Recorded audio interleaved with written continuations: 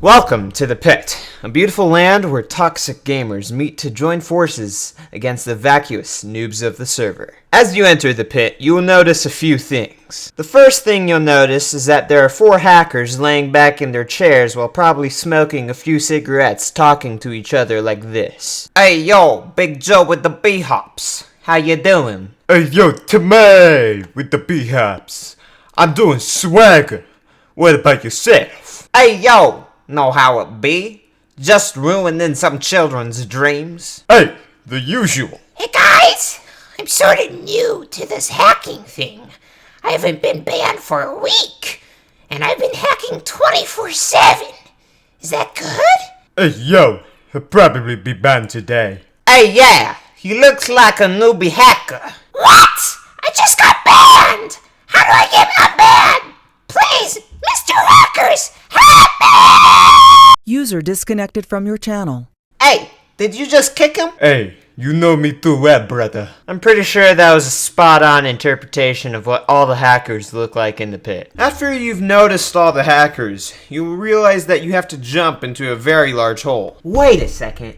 You jump into a hole. It's called the pit. That makes sense. You see, that didn't connect with me before. You see, before I thought it was just called the pit because there are so many people and, you know, everyone has an armpit, so Once you jump in the big hole, you try to murder other people who also jumped in the big hole with you. Every time you kill someone, your brain sends you hardcore adrenaline rushes saying, "Hey brother, keep killing those guys, why don't you? It makes me happy." And because it is your own brain, you must listen to it, of course. But what happens when you die? Well, that was a big disappointment. I literally just respawn.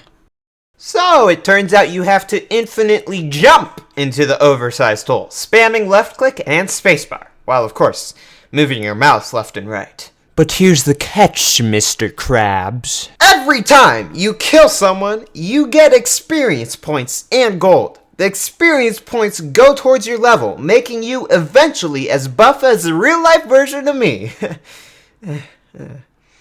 See, the reason that was funny is because you don't actually, your character doesn't change. It still stays like a cube. The gold you gain from killing players is used for buying perks. The perks are all things to make you stronger. Unless it's a fishing perk. So, you're probably thinking, "Sir, this game sounds really dumb." And to an extent, yes, all you do is left click and buy upgrades. Wait. That sounds like a clicker game. Has Hypixel this entire time just given us a clicker game? The answer to that question is, well, not exactly. Yes, it does share many similarities to a clicker game, like having perks and prestiges. But there are a few things that clicker games and the Hypixel Pit do not have in common. In clicker games, typically you can go AFK and come back with a lot more of the currency that you were farming. Whereas in the Hypixel Pit, you have to be very attentive to progress. Another difference is that in clicker games, there's no skill involved. And the same goes with the pit. That brings me to my next point. The community. Now, parts of the community are very nice, but most of the community, and when I say most, I mean 90% of the community, is very toxic. If you get angered very easily, I suggest turning off the chat while playing the pit. Now, I kind of find chat funny most of the time, so I keep it on. Let me explain why it is so funny to watch people be toxic in the Hypixel Pit. First of all, if you've been playing longer than a player, then no matter what, you will be better than that player in a PvP battle, unless that player is an MLG gamer. Now, most of the time, people aren't MLG gamers, so oftentimes in chat, you'll see one guy who's been playing much longer than someone who is a rookie get in a toxic fight. It usually goes something like this.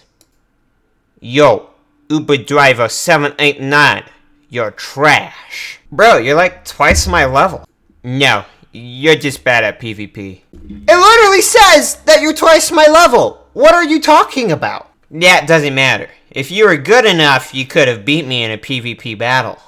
Hey man, you wanna go 1v1 me right now? Let's go, man. Come on. You take first punch. Come on, man. Go. That's as far as I've read, because everything after that point is useless. Mostly because they actually do queue up in a 1v1 and I can't see what they're typing after that point. I spent countless hours soaking up all the information I could for this video. So if you could leave full screen and press that like button, it would help me out.